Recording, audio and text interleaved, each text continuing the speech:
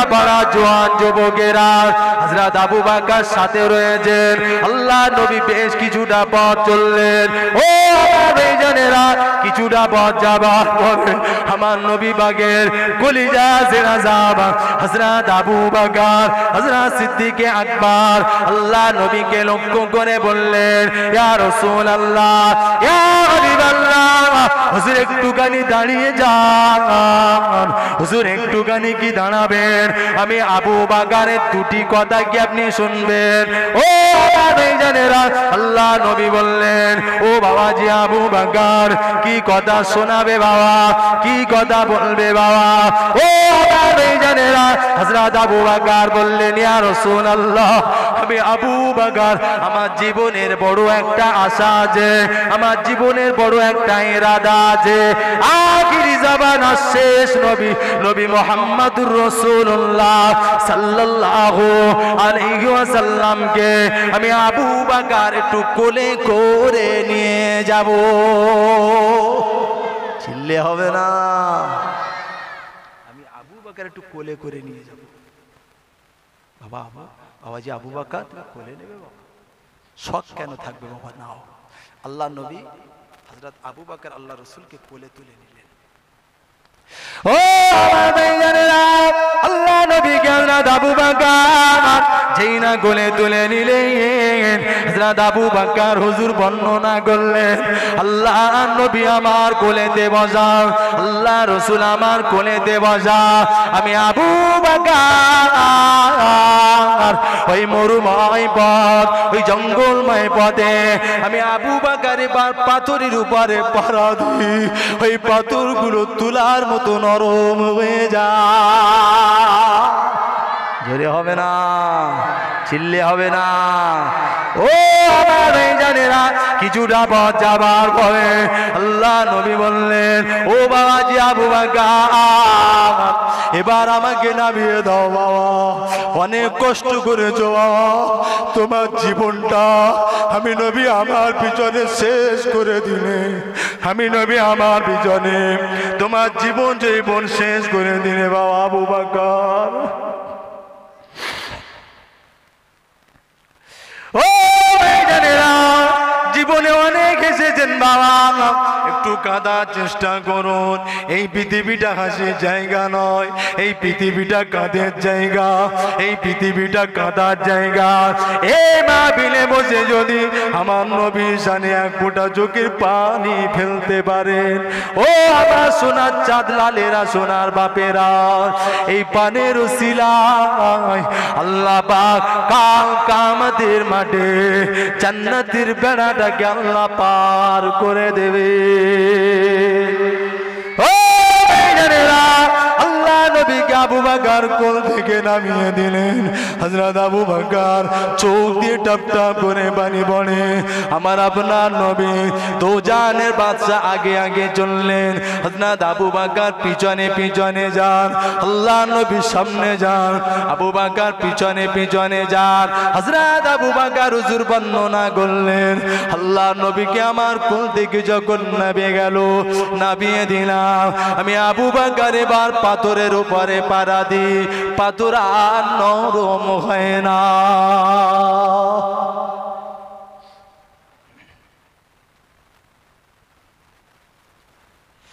ও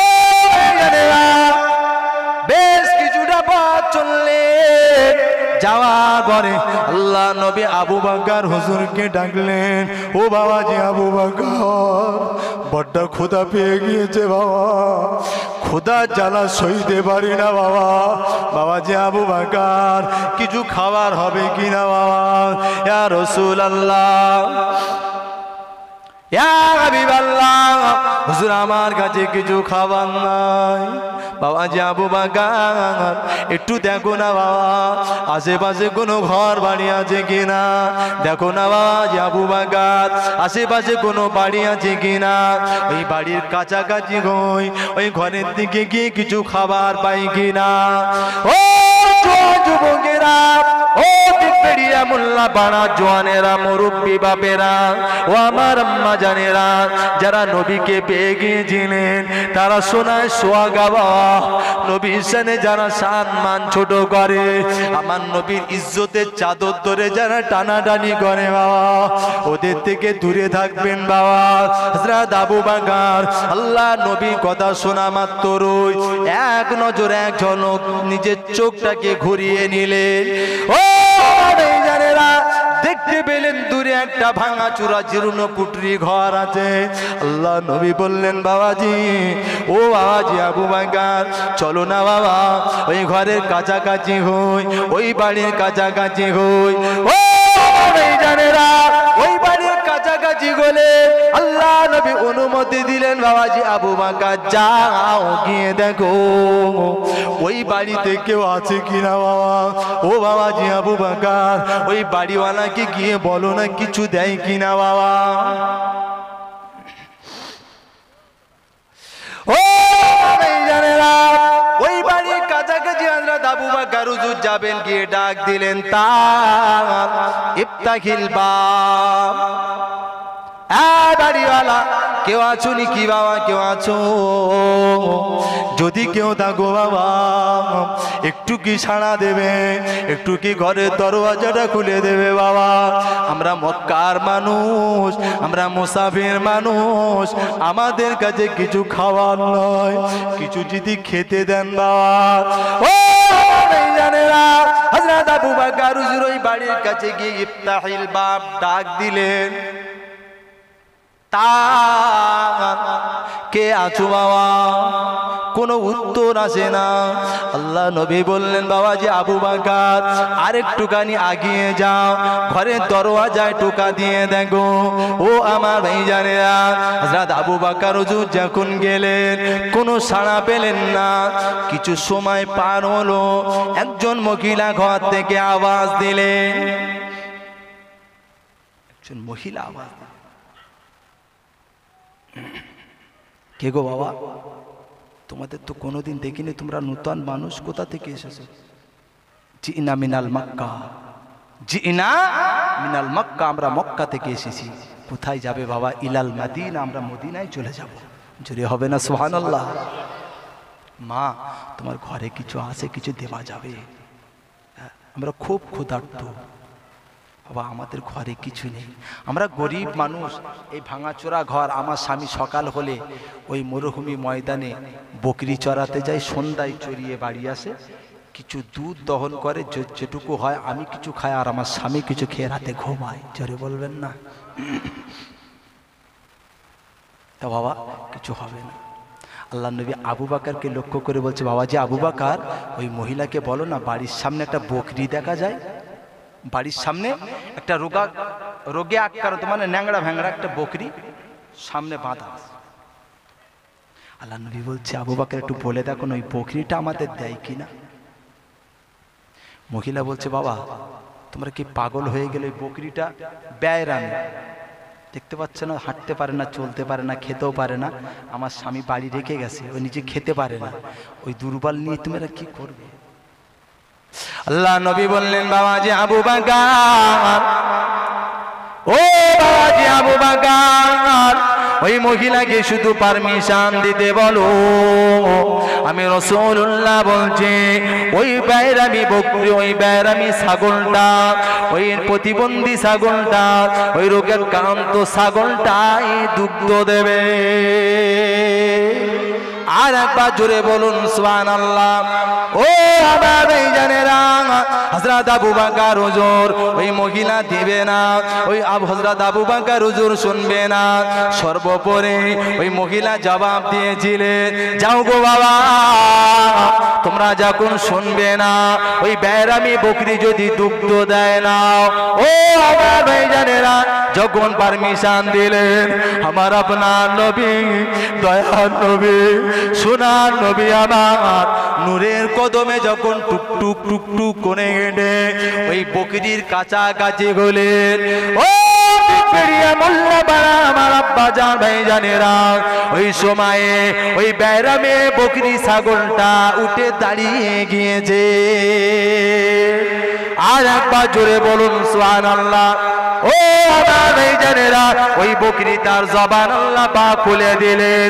ওই বেরামি বকরিটা তার জবান দিয়ে আমার আপনার নবীকে দোজানের বাদশাকে ওই ছাগল সালাম দিলেন, আসসালাতু আসসালামু আলাইকা ইয়া রাসূলুল্লাহ, আসসালাতু আসসালামু আলাইকা ইয়া হাবিবাল্লাহ, ইয়া শাফিআল মুযনাবিন, ইয়া রাহমাতাল লিল আলামিন।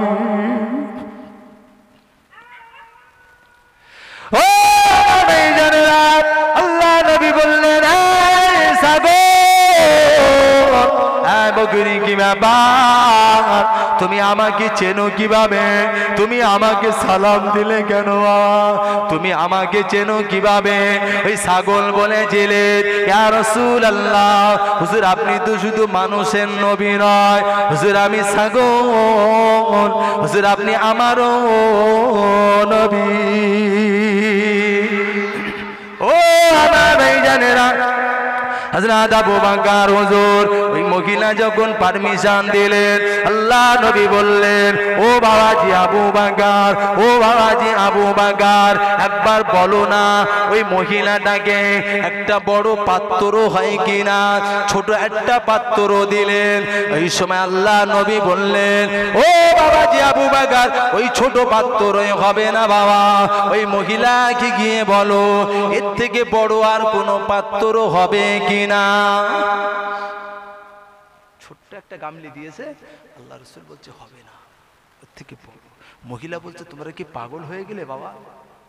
আমার বেয়ারামি বকরি হাঁটতে পারে না, চলতে পারে না, এতটুকু পিয়ালা দিছে তো হবে না। তা রাগ করে তৎকালীন যুগে দেখবেন কিছু মানুষ পানি বয়, দেখবেন চামড়ার মকস বলে, মকস, হ্যাঁ ওই মকস একটা বার করে দিলেন। যাও তোমরা যখন শুনবে না, এটা না, এটা না, তোমরা যখন শুনছো না, এটা।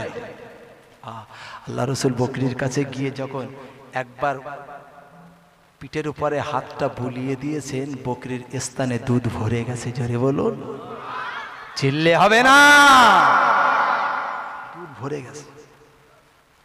ও ভাইজানেরা, বকরিটা জবানে বললেন, ইয়া রাসূলুল্লাহ, ইয়া হাবিবাল্লাহ, হুজুর আপনি দেরি করবেন না, হুজুর আপনি দেরি করবেন না, আমি ছাগল, হুজুর আমার স্থানে যন্ত্রণা শুরু হয়ে গিয়েছে, হুজুর আমার স্থানের পেন উঠে গেছে, হুজুর আমি আর সহ্য করতে পারছি না, ইয়া রাসূলুল্লাহ অতি তাড়াতাড়ি করে আমার দুগ্ধটাকে দহন করেন।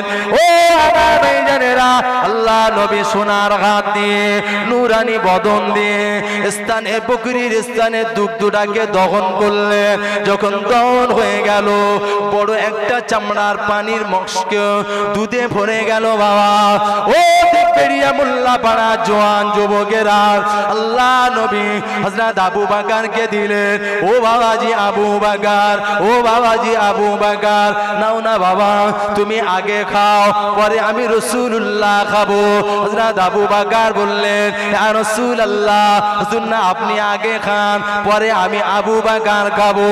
ও আমার ভাইজানেরা, আল্লাহ নবী কিছুটা খেলেন, হযরত আবু বকর কিছুটাও খেলেন। ও আমার ভাইজানেরা, ভর্তি চামড়ার মশটাকে আল্লাহ নবী বললেন, আবু বকর দেখো না বাবা, ওই দুগ্ধটার কতটা আছে, ওই দুগ্ধটার কতটা আছে। ও আমার ভাইজানেরা, হযরত আবু বকর হুজুর দেখে বললেন, ইয়া রাসূলুল্লাহ, ইয়া হাবিবাল্লাহ, হুজুর চামড়ার মস্কে যতটা পরিমাণে দুধ ছিল হুজুর আপনি গেলেন, আমি আবু বকর গেলাম, হুজুর যেমনকার দুধ তেমনই রয়ে গেল। আর একবার জোরে বলুন সুবহানাল্লাহ। ও ভাইজানেরা, আল্লাহ নবী বললেন, বাবাজি আবু বকর যাও, চলে যাও, ওই মহিলাকে গিয়ে এই মসপত্তি দুধটাকে দিয়ে আসো বাবা, ওই মসপত্তি দুধটাকে দিয়ে আসো। ও আমার ভাইজানেরা, কিতাবের বর্ণনা এসেছে ওই মহিলা ঘর থেকে দেখে অবাক হয়ে গেলেন, আরে এত সুন্দর মানুষ কোথায় ছিল?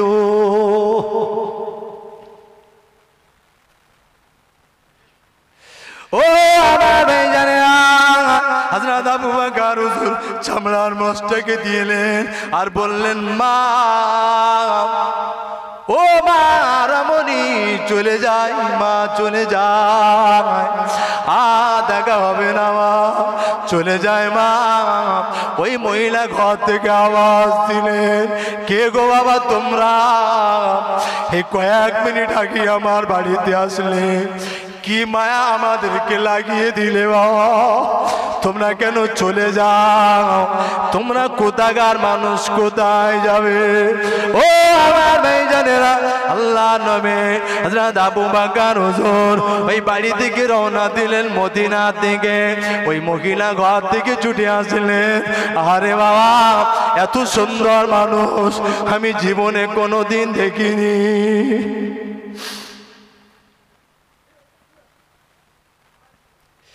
কে গো বাবা তোমরা, কোথা থেকে আসলে, এমন মায়া কেন লাগিয়ে দিলে, আমার বাড়িতে আসলে এমন মায়া ঝুঁকিয়ে দিয়ে কেন চলে যাবে বাবা? আমি কোনোদিন এমন মানুষ পৃথিবীতে দেখিনি। কোথায় তোমাদের বাড়ি, কি তোমাদের পরিচয়? ও দিকবেড়িয়া মোল্লা পাড়া জওয়ানেরা, হযরত আবু বকর আল্লাহ রাসূল এই মরুভূমি পথ ধরে মদিনার দিকে যাচ্ছেন। মহিলা পাগলের মতো ডাকেন, যেও না বাবা, আমার বাড়িতে থেকে যাও বাবা, কি মায়া লাগালে, কি নুরানি সুরাত। ও ভাইজানেরা, হযরত আবু বকর আল্লাহ রাসূল চলে গেলেন, ইতিমধ্যে ওই মহিলার স্বামী বাড়িতে আসলেন। ইতিমধ্যে ওই মহিলার স্বামী বাড়িতে এসেছেন। বাড়িতে ঢুকতেই গোটা ঘরের বাড়িটা, বাউন্ডারি গুলো সব মিশকে আম্বারের মতো খুশবু উঠছে, জোরে বলবেন না? ও আমার ভাইজানেরা, ওই মহিলা স্বামী ডাক দিলেন, ও আমার বিবি, কি ব্যাপার বিবি, এদিকে এসো, আমার গোটা ঘরটা কেন এত মিশকে আম্বারের মতো সুগন্ধি ছড়ায়? ও আমার বিবি সাহেবা, আমার ঘরটা কেন পূর্ণিমা চাঁদের মতো ঝলমল করে? চুরে হবে না? ও আমার বিবি সাহেবা, জলদি করে বলো, আমার ঘরটা কেন পূর্ণিমা চাঁদ উদয় হয়েছে কেন বলো? ও আমার ভাইজানেরা, ওনার স্ত্রী বললেন, স্বামীনি জলদি করে ভিতরে আসেন, অনেক কথা আছে যা বলে শেষ করা যাবে না। আমি আপনার বিবি, আমার কলিজার ভিতরে জ্বালা শুরু হয়ে গিয়েছে, আমার কলিজার ভিতরে যন্ত্রণা শুরু হয়ে গিয়েছে। ও ভাইজানেরা, ওই মহিলা স্বামী আর মহিলা দুইজনে মিলে ঘরে গিয়ে পরামর্শ করলেন। গিন্নি আমার জবাব দিয়েছিলেন, ও আমার প্রাণের স্বামী, আজকে দুপুর বেলাতে দুইজন ব্যক্তি আমাদের বাসায় এসেছিলেন, কিছু খোরাক চেয়েছিলেন, কিছু খাবার চেয়েছিলেন। আমার বাসায় তেমন কিছু ছিল না, কিছু দিতে পারিনি। ও আমার প্রাণের স্বামী, আমাদের ওই বেরামি বকরিটা, ওই প্রতিবন্ধী বকরিটা আমার কাছ থেকে চেয়ে নিয়েছিল। ও আমার প্রাণের স্বামী, কটা কথা বলবো, যে মানুষটা আমার বাসার সামনে এসেছে যেন আমি দেখতে পেলাম পূর্ণিমার চাঁদ উদয় হয়েছে।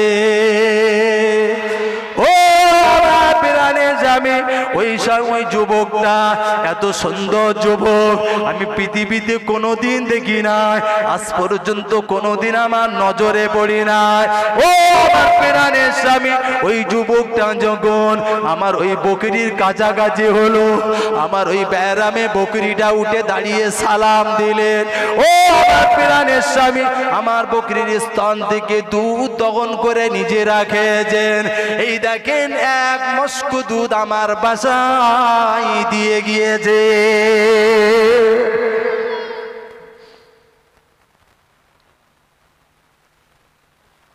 স্বামী তখন বলছে, বিবি ওরা কোথা থেকে এসেছে? বলল, আমাকে একটা কথা বলল, জিনা মিনাল মক্কা, আমরা মক্কার মানুষ, ইলাল মাদিনা, আমরা মদিনায় যাব। ওই সময়ে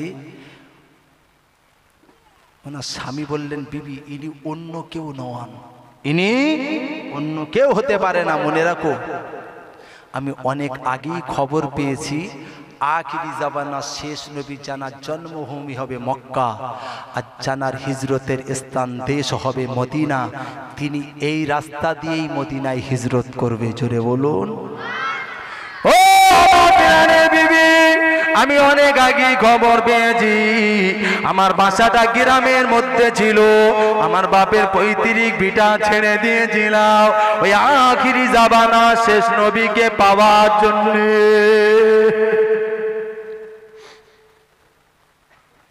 ও আমার বিবি যাবা, আমার বাপের পৈতৃক আদি ভিটে ছেড়ে দিয়ে আমি এই মরুভূমি অঞ্চলে, এই মরুময় দেশে, এই রাস্তার কিনারে ঘর বেঁধেছি আখিরি জামানা শেষ নবীকে পাওয়ার জন্যে। ও আমার প্রাণের বিবি, ঘর বাড়ি ভেঙে গেল, আর এখানে থাকবো না। যে নবীর জন্যে আমি এখানে বাসা বেঁধেছিলাম, ওই নবী মদিনায় চলে গেছে বিবি, আমি আর এখানে থাকবো না, আমরাও মদিনায় চলে যাব।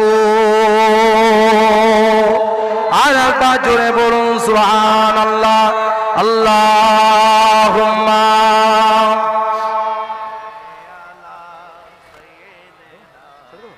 কোনো সমস্যা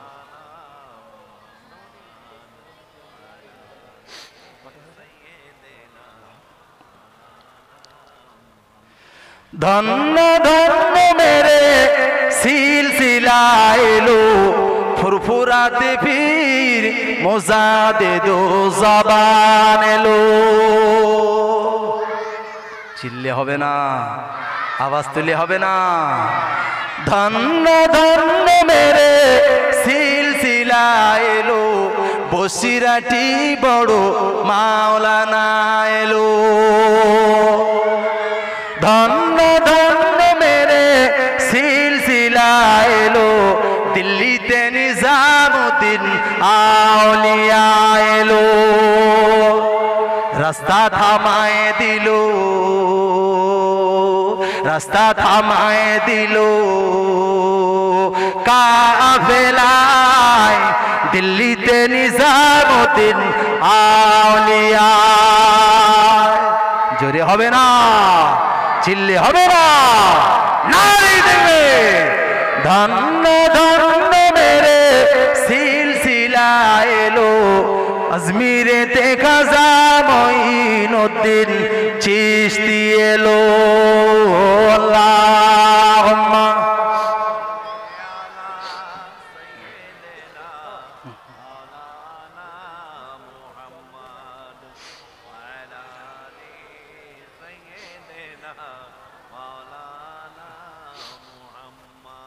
আলহামদুলিল্লাহ। আপনারা কষ্ট পাচ্ছেন?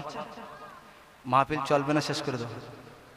জি, আমার 10টা পর্যন্ত টাইম, প্রায় কাঁটায় কাঁটায়।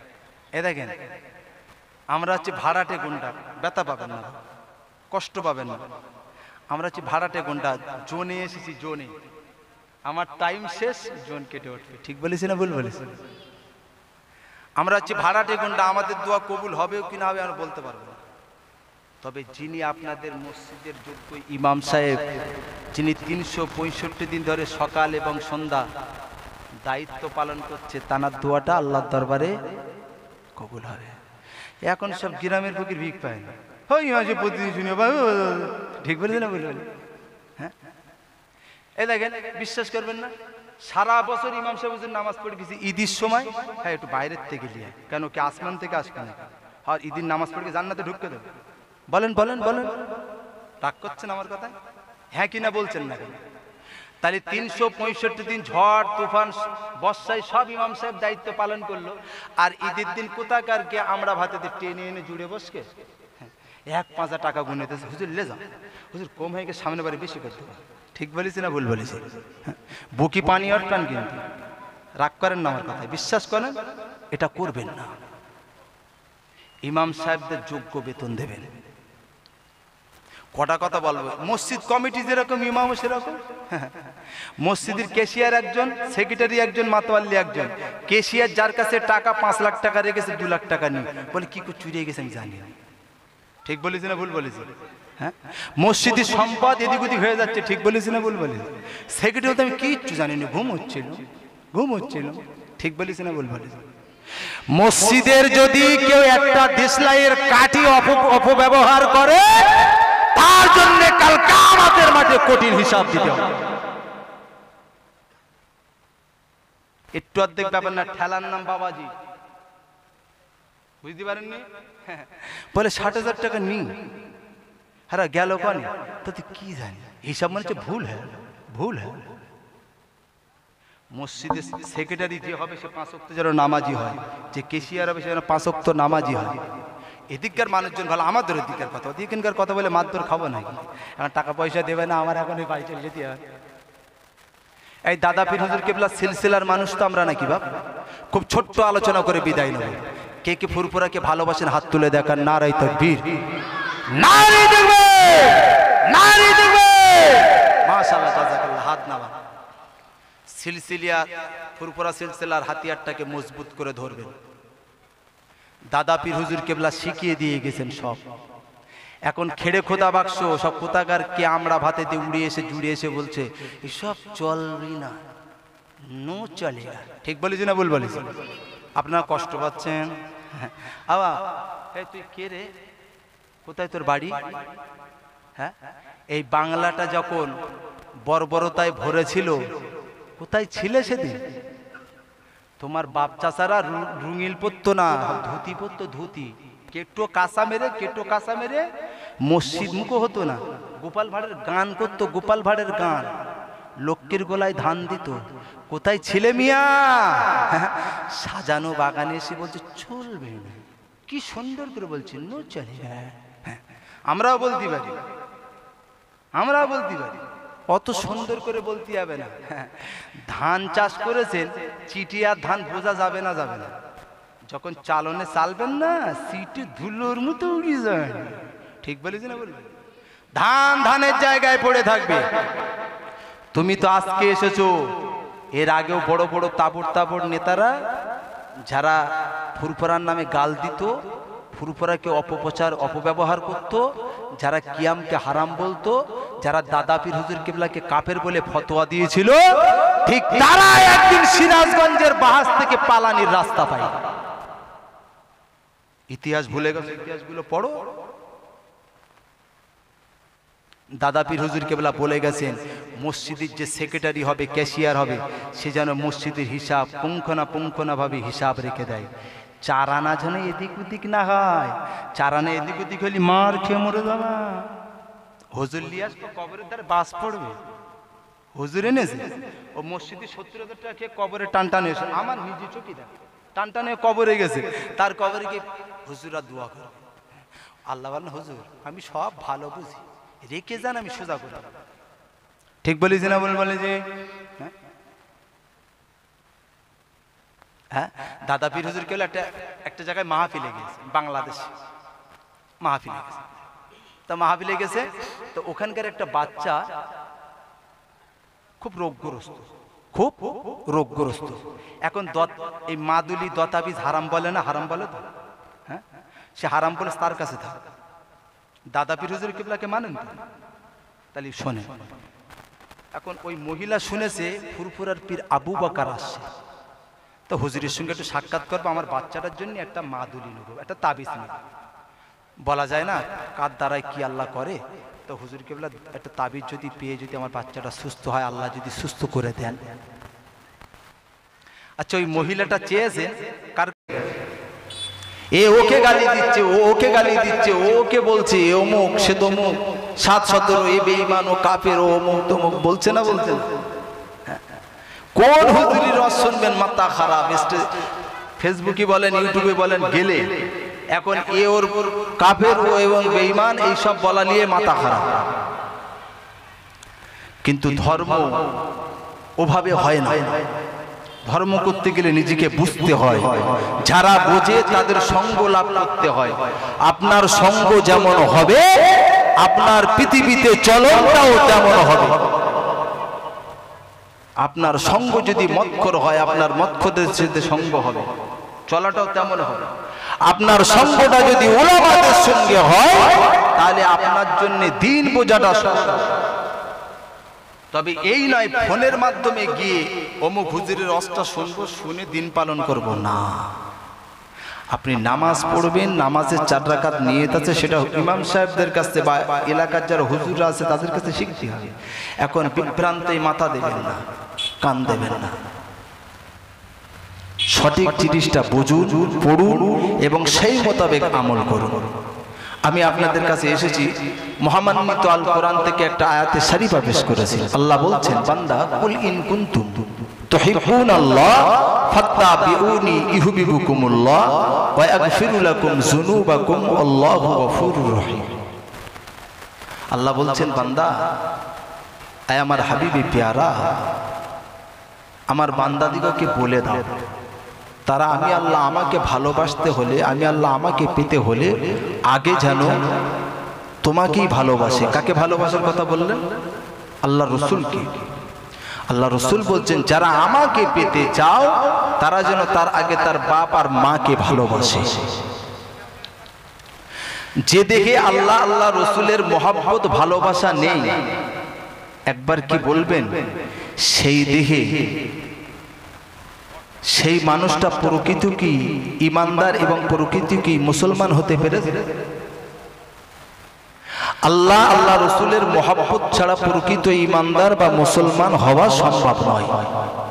তাই আল্লাহ বলছে, যদি আমাকে পেতে চাও আগে তোমার হাবিবি প্যারা আমার নবীকে ভালোবাসো, আর আমার জানের রহমতকে যদি তোমরা পেয়ে যাও, আমি আল্লাহ বলছি, আমি আল্লাহ আমাকে তোমরা পেয়ে যাবে। জোরে বলুন সুবহানাল্লাহ। আল্লাহ রসুলকে আপনি কিভাবে পাবেন? আল্লাহ রসুলকে পেতে গেলে আল্লাহ রসুল বলছেন, আগে তোমার বাপ আর মাকে ভালোবাসো। বর্তমান সমাজে এই পরিস্থিতিতে দাঁড়িয়ে, বর্তমান পরিস্থিতিতে দাঁড়িয়ে বলুন কটা যুবক তার বাপ আর মাকে ভালোবাসে? শতকরাই 75% যুবক এখন শ্বশুর আর শাশুড়ির গোলামতি করছে। ঠিক বলেছি না ভুল বলেছি? বাপ আর মা কোথায় রয়েছে চেনে না। কিন্তু রসুল বলছে, তোমরা আমি নবী আমাকে ভালোবাসবে, তার আগে তোমার বাপ আর মাকে ভালোবাসো। এখানে তো শ্বশুর আর শাশুড়ির কথা বলা হয়নি।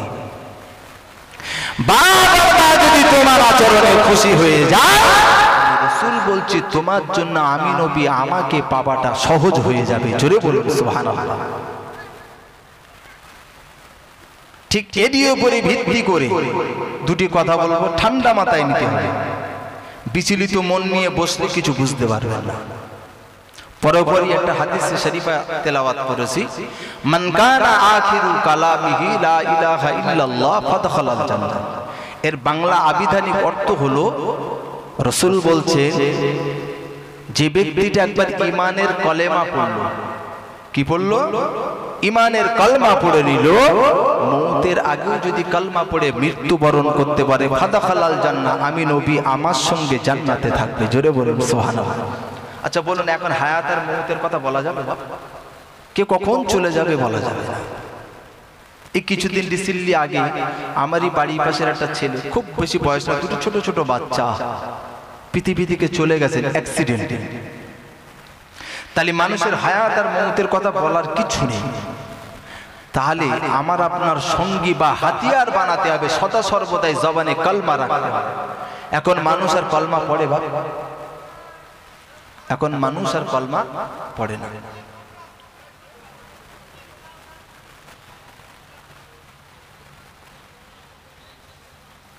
তাহলে জবানে আমাকে আপনাকে কলমা রাখতে হবে। ইসলামিক ল অনুযায়ী আমাকে আপনাকে জীবন যাপন করতে হবে। ইসলামিক ল হলো, আপনি বাজারে যাচ্ছেন সাংসারিক বাজার করবেন, বাজার করতে যাচ্ছে সাইকেলটা চালিয়ে বা গাড়ি, ওই অবস্থাতে জবানে জবানে একটু কলমা শরীফে জিকির করতে করতে যান। আল্লাহ আপনার হায়াতে বরকত দেবে, রুজিতেও বরকত দেবে, আপনার আমল নামাটাও ভারী হবে। জোরে বলুন সুবহানাল্লাহ।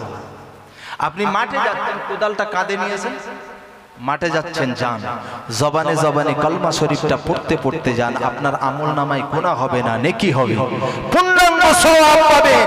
ওর বিনিময়ে যদি ইন্তেকাল হয়ে যায় আপনি শহীদের দরওয়াজা পাবেন, সাথে সাথে বিশ্ব নবীর সঙ্গে দয়ার জান্নাতুল ফেরদাউসে থাকতে পারবেন। জোরে বলুন সুবহানাল্লাহ।